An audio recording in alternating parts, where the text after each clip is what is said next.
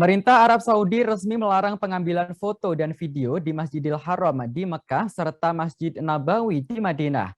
Bagi pengunjung yang tidak mengikuti aturan tersebut, maka akan dikenakan denda.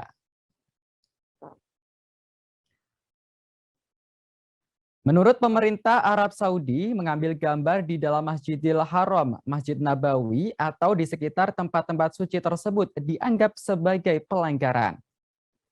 Tak ada seorang pun akan diizinkan mengambil foto dan video di Masjidil Haram dan Masjid Nabawi.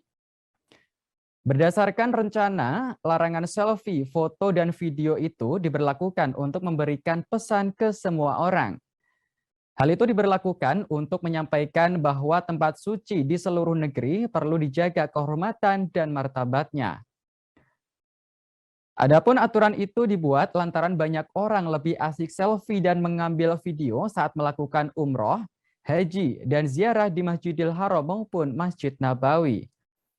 Hal itu tentu membuat tempat suci tersebut kehilangan esensinya. Pejabat Arab Saudi pun menjelaskan alasan dibalik larangan melakukan selfie, foto, dan video tersebut. Langkah ini diambil untuk menjamin kehormatan dan martabat tempat-tempat suci.